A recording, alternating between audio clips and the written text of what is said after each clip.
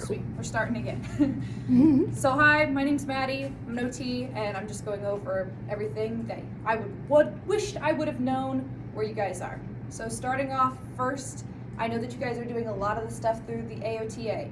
This is great. This is a huge foundational basis that you guys will use to pass the test. This cannot be the only thing you use. Please do not. I don't care if you're really great at taking tests, this will fail you. If you believe that this is what, fundamentally. I told her to be honest. Yeah, this is informal. But if you use this as what you think the test is exactly going to be like, you're going in it wrong. So this is great for your rote memorization. This is great for you getting to sit down, taking those questions, what it feels like to sit for a long time, what it feels like to break down questions.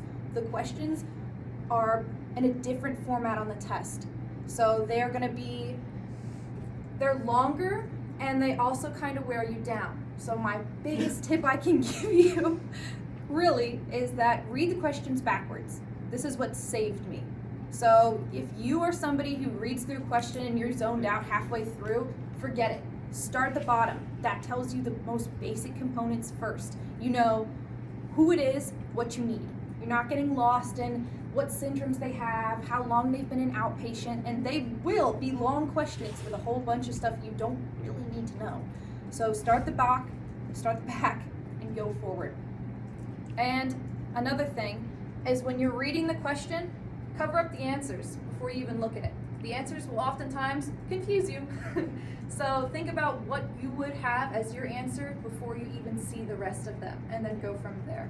So that saved me a lot of hassle, especially since the test is really, really long. Before I go into this, I'm not going to ask you what you guys are doing after graduation because there's no scarier question. What are you guys interested in looking into?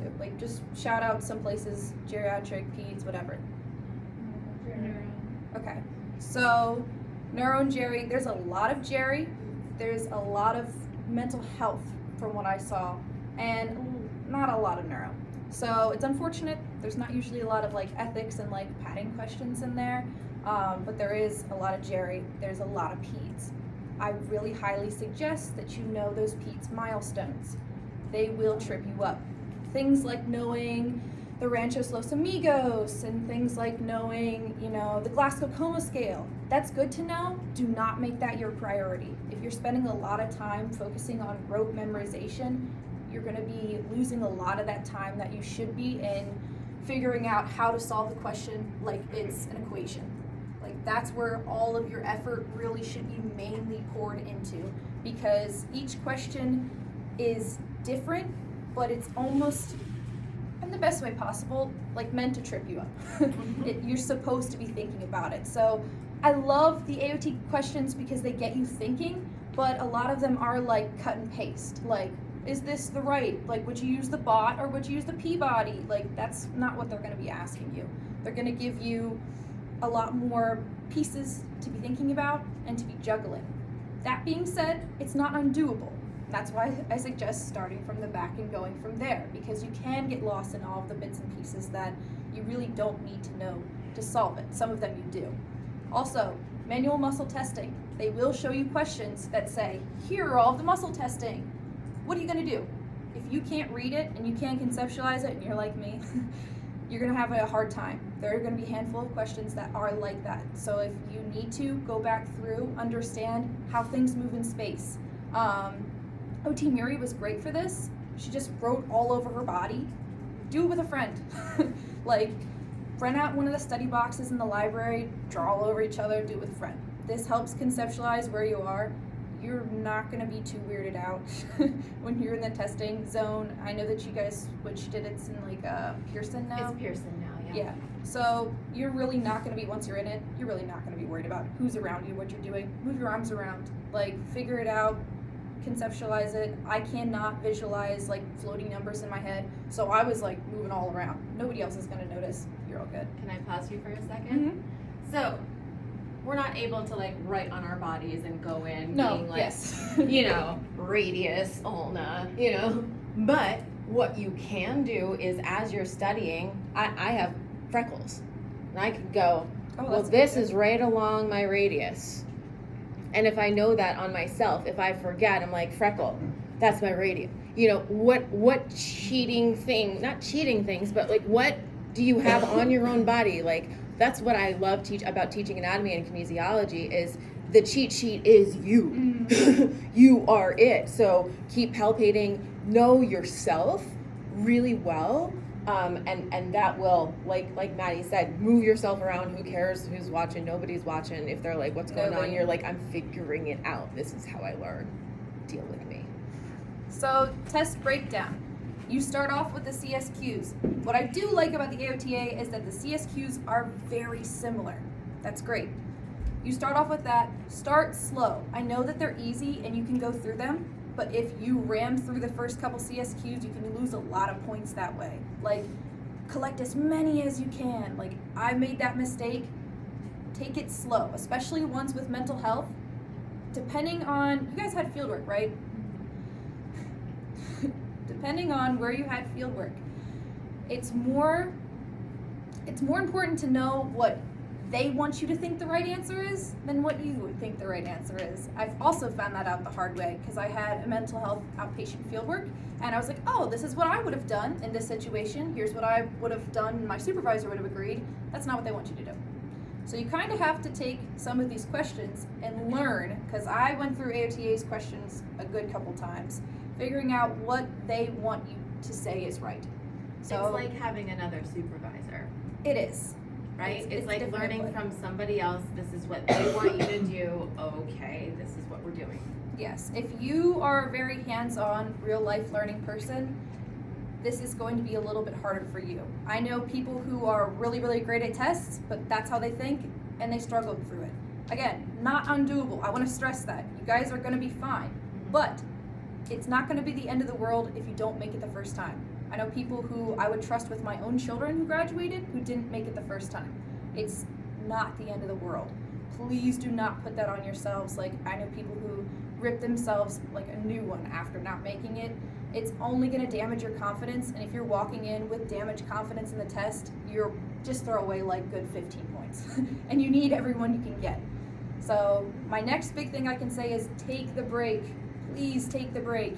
Like, I know it's easy to, you're on a roll, let's just keep going. Don't. Please take the break, because, you know, getting like some food in you, just like pacing around, stretching out, it's going to really prevent you later on, like not staring at a wall and like wondering why your eyes won't focus, like totally zoned out, not able to process anything, because again, it is a really long test. So taking that break really made a difference for me. Bring like your favorite snacks. I brought chocolate flavored coffee beans or whatever, and like just something. So that way you guys are not staring at the computer, you're able to refocus and go in from there. Like, some people can push through, that's great, but I really, really highly suggest you take the break. I found that it made a difference. Also, you can bring blue light glasses in if that's something that you guys want to do. I did that and made a big difference. I also had them come in and turn down the brightness for me, because when things are super bright, hurts my eyes after staying for a computer for a while. Like, you can bring those things. They'll just check and make sure you don't have like any cheesy thing going on in your glasses, but you're fine. That is something I also found out. If you're gonna use them, just make sure you use them at home as well. It wouldn't be like the first time I tried to, do you know what I mean? We're just like practicing with in a very similar environment. Yes. Yeah. So, my other biggest thing, get the therapy ed book. It's expensive, I know. This is what helped me pass the exam. So this is, I told you guys it was a bit of a webinar and a little bit of a sales pitch, but she's here from the future to tell you. This is what helped me. This is the closest thing that you can get to actual test questions. I'm not going to say I didn't see exactly the same questions on the test. I definitely didn't.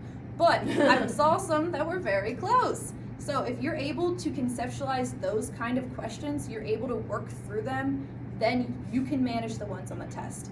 So I would say, even if you guys don't all have a book because it's expensive, have a group. Have one person who gets the book, you guys all pitch in or whatever. Again, the more people you can study with, I know that it's really good to study on yourself, the more people you can study with and look at these questions, some of them, they're just like they just make me mad.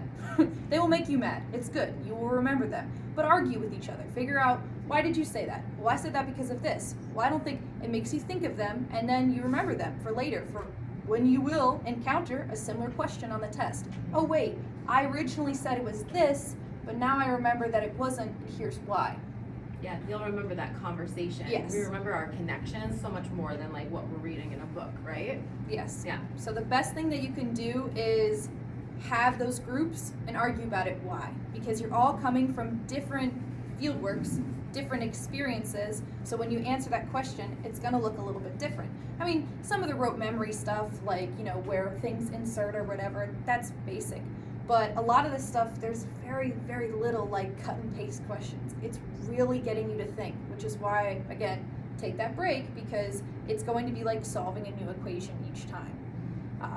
And one of the other things I want to talk about is, if you do fail, I want you to be aware of how to go through that process, because that's something that was not taught to me when I went through, and I had to figure it out. So if you do fail, you'll go into NBCOT, and there won't be like any of those fun little balloons or whatever, and your heart will drop, and you'll go from there. But you will see that what your score is. They do not tell you what you biffed.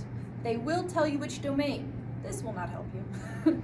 You'll have to just kind of figure out and remember which portions you struggled with the test. So it's unfortunate to know that if you don't make it the first time, like, you can see what exactly that frustrating score was, but you don't know exactly what you missed. It doesn't say, oh, it looks like you weren't as well in Jerry as you were in Peds. Like, it's the domains, which really don't give you a lot to go off of.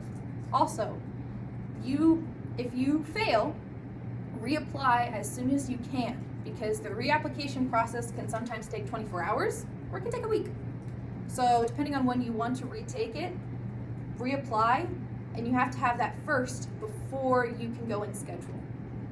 If you fail more than 3 times, it will make you wait for a month.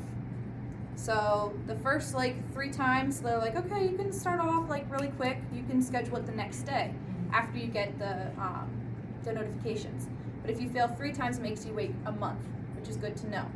Because again, not the end of the world. I know people who took it a couple times, and I would want them to treat my children. I know people who passed it the first time, and I would not want them anywhere near other people.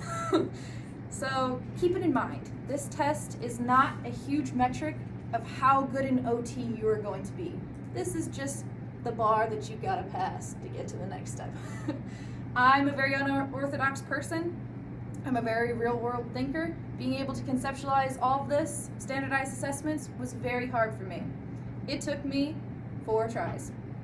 So I took almost 500 questions in the NBCOT exam. But right now, I have 2 jobs, 2 really cool pediatrics jobs. So I know it took me a while, but I know that it doesn't reflect the job that I do, because I know that I'm built to be an OT. I know I'm not built for standardized assessments, and that's okay. And I wanted to come in here today to talk to you guys, because if there's at least one person who's built like me in here, I want you guys to hear that, because you're gonna have friends that don't make it the first time, but it is all right, because this test is built to be hard. It's built to trip you up. It's built to be an equation that you have to solve, but it's good, because once you finish it, it's one of the best feelings in the entire world. And then you get to go wherever it is next. I will say that I do know that they change it often about what the levels are of what's in what. Like I said, a lot of pediatrics, a lot of Jerry, and a lot of mental health. Be very familiar with the differences between treating mental health conditions. So there was a CSQ I remember from AOTA, and I know you guys have done this, where it talks about somebody with bipolar and how you would go about that in comparison to somebody with depression. When you take the AOTA questions, you're kind of garnering what they want you to say. So be aware of that, because that can easily trip you up. Because if you did do a mental health outpatient like I did, you're like, oh, I would have done this. This is also applicable for this kind of diagnosis and this. They don't want that. They want what they want you to think. So take the AOTA questions for pediatric assessments for sure, and also for the mental health conditions. trying to think of what else. Do you guys have specific questions for me that I can be of any other help while I'm thinking? You go ahead. Oh, sorry. Sorry. Go ahead. Okay. Liv, Okay. you can go. Yeah. Oh, okay.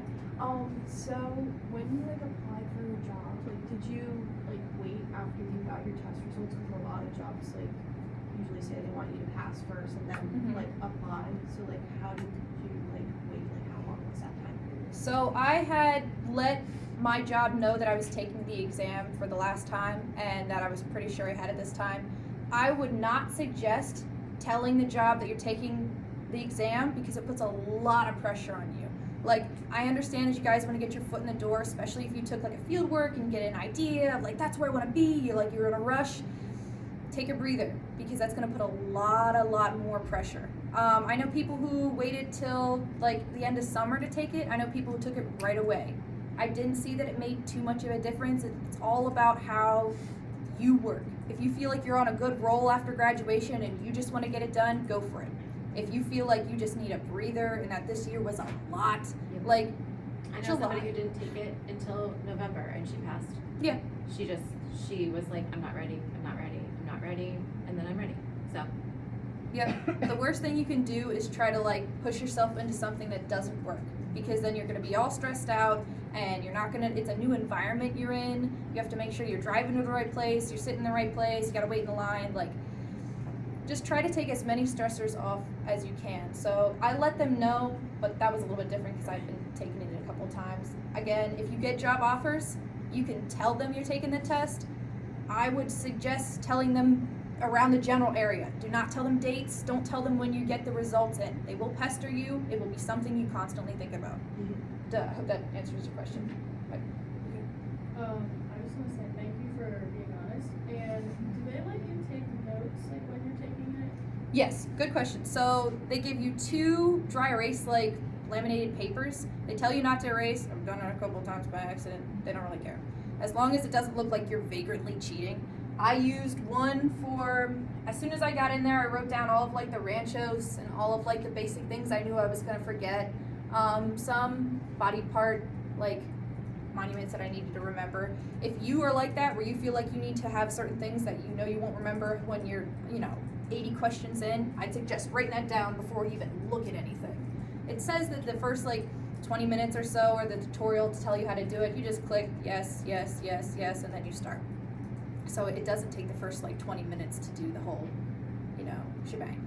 You get in there pretty quick. I had a question up here and then I'll get to you. I was just wondering if you get to choose when you take that break, or do they just come and say, like, it's time to take a break if you want it or not? Good question. So the break is on you. You pick it. I wanted to kind of split up the test in half, so it's also on your time. So remember that. Don't have any watches or anything. They have like clocks and stuff in the break rooms depending on what Pearson looks like, but it's on you. So if you are like, look, I need a break, you just, I think, raise your hand or you walk up to wherever the front is and they give you like a key for your locker. You're like, look, I'm taking my break. They're like, you're aware this counts against your time. And you're like, yes, I know. So then you go out on your break and then you go out for like, I don't know, 10, 15 minutes. I was only out for about 10 just to stretch my legs and to, look outside for a bit to fix my vision. But yeah, no, it's on you. You pick whenever you can choose. Depending on how long you can sit, you can focus, just make sure you take it. And then, I'll get to you. Go ahead. I know like a couple of the other people who have come in and like talked about taking the exam. They had like a whole schedule of their studying and everything. How did you approach your study? So I tried off first with a schedule. I went through every single, major component of AOTA, like the peds, like, geriatric, like, going through hands, burns. I tried that. It bogged me down with a lot of stuff I didn't need to know. So really the best thing I can say is everybody knows their kind of crux by now. You've been through the gambit. Focus on that. Like I needed to really memorize the pediatric like assessments and milestones. If that's what you think is important, do that. There's not a lot of burns from what I can tell you. If that's something you struggle with, be aware of it. Don't cut it out, but it's not a huge component. Hands, there is some like muscles that you really need to be aware of. So that was something I also needed to go back with. So be aware of your own, things that you struggle with, and that's the best thing I can say. But having a schedule, if you're gonna do this, post graduation and you're into like being already fine, not having a schedule, I would suggest making something for you. I'm not gonna tell you what to fill in there because everybody's different.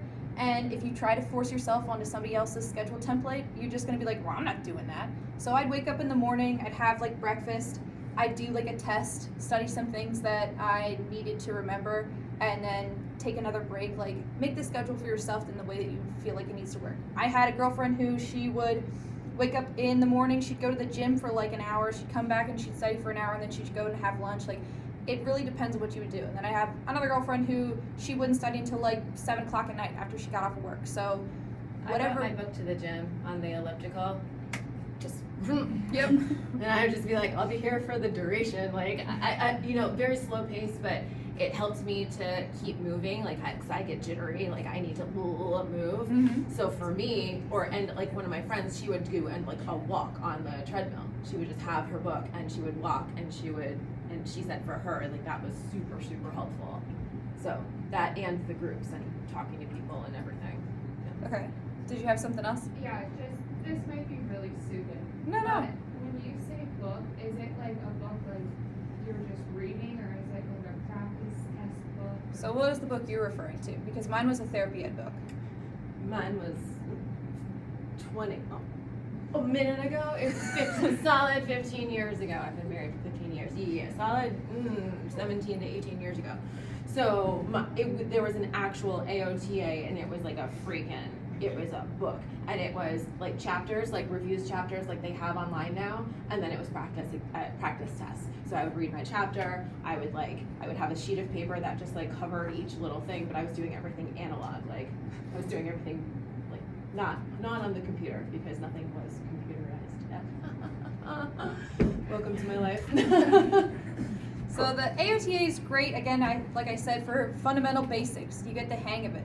But when you start retaking them, you start getting good at them because you remember what the answers were. That's not going to help you when you take the test. So it's good to get down like, oh, I didn't remember that, or oh, I didn't know that. It's good to give you like a baseline, but then the therapy ed is going to teach you how to like Rubik's Cube the rest of that out. You had a question? Oh, this is kind of changing the topic back to time, but I was You're just fine. wondering, does the test like have like a countdown for It the does. hours? Oh, okay. On your Yep, screen. it'll be like right up here, and it'll tell you how much time is Oh, left. okay. But like I said, when you leave the room, you can't really see that. So just like be aware. So how much time will you get to take it? So it was like, it's not 4. I forget the exact. You can look it up, but it's enough time. It is enough time. I'm a slow test taker, and again, I needed time to like cover it up and think in my head. So you will have enough time. If that's something that you guys worry about, you will have enough time. I know that it's hard to budget that time when you have those questions, but if you take the time to go through the AOTA questions, get that fundamentals, and you sit down and you have the therapy ed book or whatever, and you're asking those questions with your friends, you will have enough time. Is there another? No. So I had my fieldworks, and I have not worked like a regular job since I was like 16. I've been a para-educator, and I've done extended school year, so I've been trying to gather up as much pediatric information because I was dead set on it leaving. That's how I gained a whole lot of experience, but unfortunately the personal experience that you have will almost be more interfering than helping, because it does provide you with, oh, well, if I would have done this, I would do this and answer it that way. But it's really not, the test isn't built like that. It wants you to answer it what it wants the right answer to be, not what you think the right answer is, unfortunately. Does it tell you on the test, like, how many questions you have left? Yes, so if it's still built the same, this whole column over here is going to have all of your questions. You can scroll through, you could start in the middle if you wanted to. I don't suggest it. But it has flags that you can put, and it will tell you in highlighted gray and green which ones you've completed and which ones you haven't. I've gone through and I flagged a couple. Depending on how your brain works, I don't suggest flagging a whole bunch of them because then you still have to come back to it, I'd say like take your time. You're gonna have enough. Take your time to go through it and really pick out what you think it's gonna be, because I took it 4 times and I can tell you that I flagged them the first 2 and I was like, oh yeah, I'll come back to it and maybe like it'll make more sense. By the time you're into the test, you're fried. Like if you're not getting it that first round and it doesn't miraculously come to you by the time that you've gone through other questions, it's certainly not gonna come to you by the end of the time you're done with the test. Like, do the best you can when you can, flag maybe 1 or 2, but if you find that you're like scrapping like more than 3, then try to attack them when they come up. Some of them are just gonna be a wash. The first time I took it, I had a whole bunch of questions about OT and cancer. You guys know a whole lot about OT and cancer? I didn't. So some of them are just some syndromes you've never heard of, some things that you feel like you hadn't seen before, maybe had, maybe you hadn't. There's just gonna be some that you're just gonna have to try your best on. Was there another one I missed? Go ahead. So when you transitioned from starting your new job, like do you feel like other people helped you a lot? When you started, did they kind of just like give you a certain amount of time for orientation and then for like you're on your own? So starting with job, going into that, they tell you, oftentimes NBCOT will send you a fun email. I saw the email that I passed before I logged in and saw it. They'll send you in the mail your actual like passing thing, and then they'll also send you a copy of it. Your employers will ask for this, and they will ask for your diploma. Keep an eye on where your diploma goes. I have had friends who, from the registrar, weren't able to get it. It's mailed to you like, I don't know, a month after you graduate. So if you have like any kind of outstanding balance or anything, get that fixed before graduation, because it will mess up when you get your diploma and it will mess up when you can get your job. So I will say that. So keep those things on hand, make sure you know where they're at, make sure you have some kind of pictures, some kind of copies of it, because you will need that to get your job. And then I didn't even get to tell you guys about registering for your license. But for peds, yes and no. So I work an EI job right now. I have a mentorship program that I'm greatly supported through. I also work outpatient, where I had none support. If you're going into something that's really, really high paced, you're gonna be either given a supervisor who cares or doesn't. You're gonna have to chase them down regardless. They can be the sweetest person in the room, like it doesn't matter. You're gonna have to be like, hey, I need help with this. Hey, I'm calling you right now. Like you can't beat around the bush. You can't be like, well, I don't know, it's late at night. Like, no, you gotta call them, you gotta let them know, because the more that you struggle by yourself in the very beginning, the less confidence you're building going forward. And the more like you're doing this, you're like, I didn't ask that question beforehand. I've been doing it for the past 3 months and it's wrong. I didn't realize that. Don't do that. Right. Don't do that. Ask the questions. It's gonna be uncomfortable, realizing that you need that help. You are smart. You do know what you're doing. You do need help. I love asking about a mentorship program though when we're interviewing, right? Yes. So later in the semester, nope, just kidding, not this class. But we actually can have a discussion later in the semester just about interviewing and like what to ask, right? Versus what we hold back on, like what's a little taboo to ask, those kinds of things.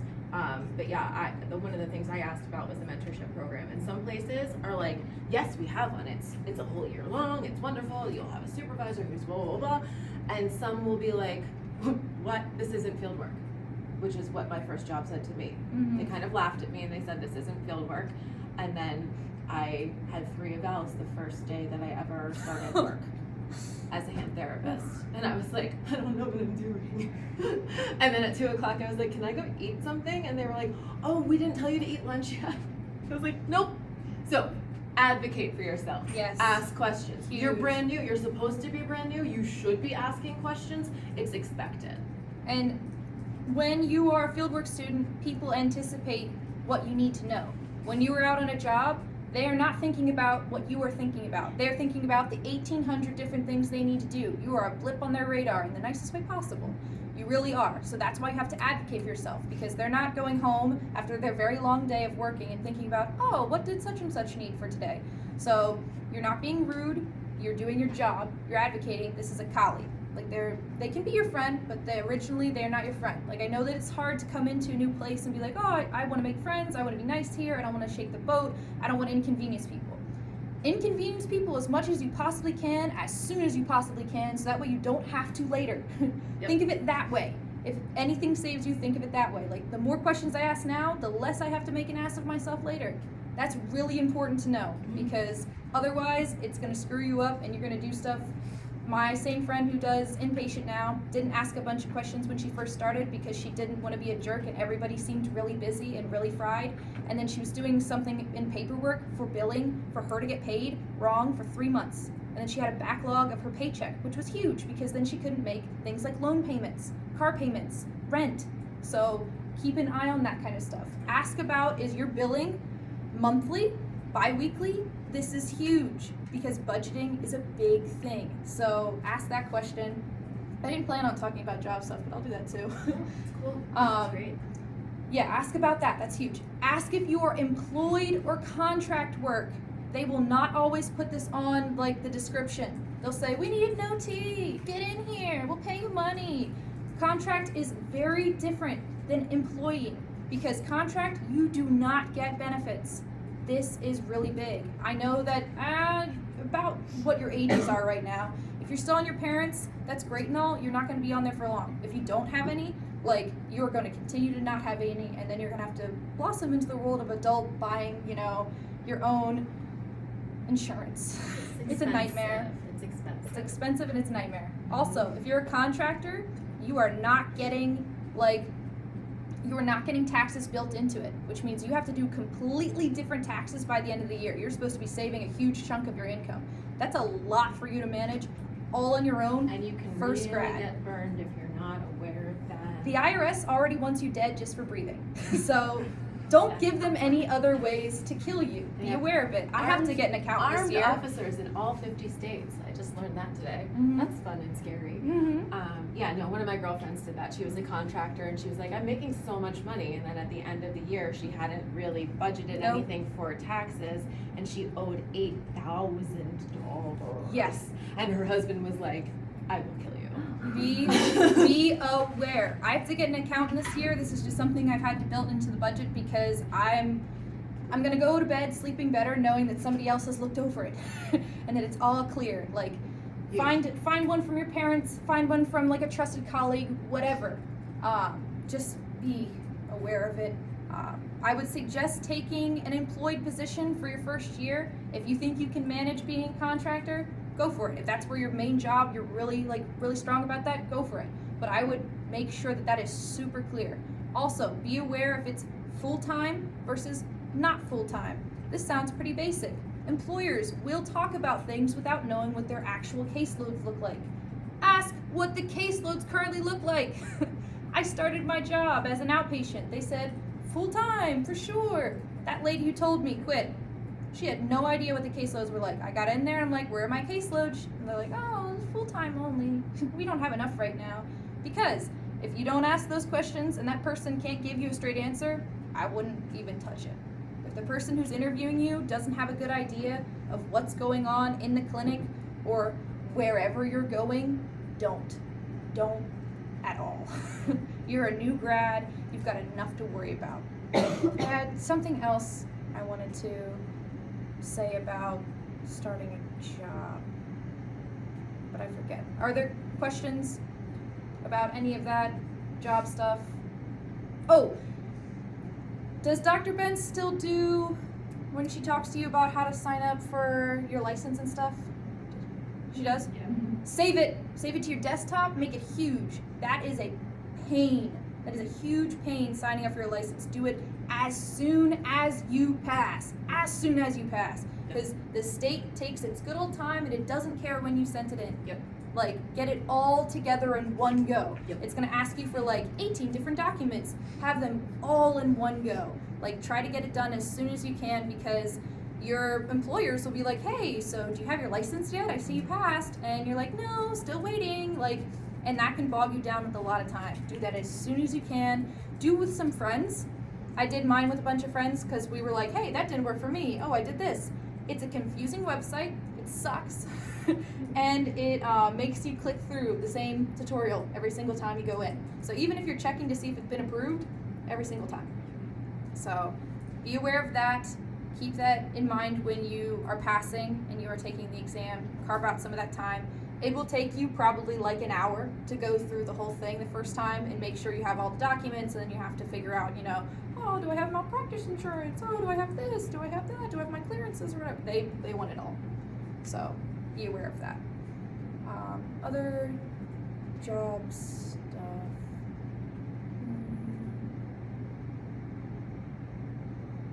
I'm still thinking. Any specific questions about jobs, applications? Go for it. When you applied for like a job, did you use like Indeed or like a specific website to go through? Like, So, yes and no. Some of them can be kind of confusing, and you can get some like weird kind of scammy offers. I networked a lot through some of my fieldworks and through some of the people I knew. I had the benefit of doing a lot of like pediatric related jobs, so I kind of knew what was around. I can't provide a whole lot of insight when it comes to like the best websites to use. My best thing I could say is if you have an area that you like, maybe reach out to your fieldwork supervisor and ask for good places, because they are under no contract to like not to lie to you. They can say, this place sucks, don't do that. This place is great, do that. Like, or I think this person has this opening. Yeah, exactly. People in the industry already know. Like, they'll be like, oh, my girlfriend works over at Penn Good Shepherd, and I know that she's going to go on maternity leave. Like, there's going to be there's always people who know things. A lot of times before like an HR posting would be on the internet. One thing I would suggest, how I got the job teaching here, is having a very good LinkedIn site. If you build it out and you list your skills and you put your resume on there, it is something that is a good place for an online network. That's what it's for, right? So that is literally how Dr. Penny found me and was like, oh, do you want to come lecture about kinesiology? And I was like, me? Yeah, sure. So yeah, people make connections on there all the time. I get job offers on there all the time. Recruiters are heavy on LinkedIn, and it's nice because they come to you instead of you just being like, I just need a job, because it works both ways. Talk a lot about your fieldworks. Like, even little things that you didn't think was important, talk a lot about it. People automatically assume new grads don't know a whole lot. They will ask you so many questions about your fieldwork. Extrapolate. What were you really doing? Like, I was in a women's and baby shelter. I was talking about how I applied things to the moms, to the kids, how we helped them get like different insurances, how we helped them work through their own stuff, how there was different developmental levels, how there was different, mental health levels, how we worked with group planning, how we worked with individualized. Like, so I went with every little thing. The more props you can give yourself, it feels weird, I know, but like the more you can talk about what your fieldwork taught you, the more you are going to be investigated by people who want to hire you. Because if you just say that, you worked in inpatient and like you were working with ADLs, that's nothing. Like, really extrapolate all those good things, bring it in, list it out. Like, make it long. So, not like too long, but like make it long. So that way they know what you're actually capable of and if they want to have you in there. And don't discredit yourself. Apply for things even if your fieldwork doesn't exactly agree with it. Like, if you worked at Jerry and you worked like a non-traditional and you really are in love with neuro, go for it anyways. Like, they're not going to see both of those things and go, oh, well, they don't know anything. What they do know is all the things that you listed off and how it's going to be transferable to neuro, or like, all the things you talked about. What I can say is, unfortunately, from what I've seen and what some of class of 2023 saw, is that your capstone, they're not as interested in it as we would hope they would. So it's fun to have it up at the top there, but I wouldn't make it your primary thing. I know that some of the templates that we were given last year said, just stick it up there right at the top. They don't really care. Right. It It might be one thing that they touch on, but they want to know the breadth of your understanding, not just the narrowness, right? It'd be different if you come in, at 40 years old after a bunch of practice and you're like, this is what I've been focusing on in terms of my research. They want to know what else you know, right? Yeah. It's cool that you have this interest area, but I hope you also know other things, right? Any other questions? Anything I can make sure you guys know and not lie about? So that's That was awesome. Thank you Sure. so much. That's Patty. basically it. Do this as your fundamentals. Get the therapy ed book between one of yous. Study it out. Argue about it. Take the break. Do not kill yourself over this. Make some kind of schedule that focuses on what you can do and what is hard for you to do. And go from there. You guys are your best advocates, and you guys are what supports you through it. I did it by myself, but I found out that working with other people later is what really passed me through. Did you have a question? Yeah, when did you first take after? This is my path to success. Don't do what I did. I wanted to do it immediately after I graduated. I was like, I'd been studying from this class till after I graduated. I thought that that was going to be fine. I went into it thinking it was going to look like this. It did not. I did not pass by like 10 points. It was always like that little amount. And then I went as soon as I could right after that. But I went in angry and I went in thinking I knew what I hadn't made. Same exact points that I did not make the second time. Oh, that's So frustrating. I would suggest taking a small little break if you don't make it the first time. Like, you are not going to lose your steam. You're okay. You've ground in all the things that you've been thinking about. Take a break. Take it easy. You're going to be all wound up, because when you see that you didn't pass, if you see that you didn't pass, you take a hit from it. Like, it's hard. But taking that break, clearing your head, knowing that you're going to do better, like, that's what's going to end up saving you. So, yeah. So did you apply for jobs after you passed? Yes. And how long did that Jobs are fun. When you talk to them and people say that you're either in it, they can be like, okay, you're starting this week, or they can be like, here's 3 weeks of me not answering emails and you kind of doing paperwork. So it all really depends. I would say as soon as they send you your contract and your paperwork, do it that day. I know it's really hard, but do it that day, because they're going to drag you out with different emails, and I have to ask this person from HR, and we didn't get your W-9, could you sign this, and this is the job forms. Like, do it all as soon as they send it in, so that way you are not wasting any time, because then you can start making money and you can start paying off things, because that's a lot, and that rolls in very soon after you graduate. So keep that in mind. Yeah. I know that Ben's last semester told us that there's like a certain window where your applications, like for the NBCOT, like where your application's like available, but then it has to like coincide with like clearances and like a couple other things. Did you end up having to reapply for anything before you took like any of your other No. exams? So when I didn't make it the first time, all I had to do was send in another reapplication letter, which was just me signing my name at the bottom of something and sending it to the NBCOTs. They look at that and go, wow, she didn't, and then send it over again. It's the application to test letter that you're. Yes, signing that's it. again. Once Yeah. you put in all the information the first time, they keep it and they just carry it over if you don't pass. So you don't have to worry about sending in all of the clearances and whatnot over and over and over again. But you will have to go in and reschedule. It usually makes you take it, I don't know about Pearson, it usually makes you take it early in the morning. I would suggest that. Once you hit like that afternoon slump, you're not going to be able to do anything. Right.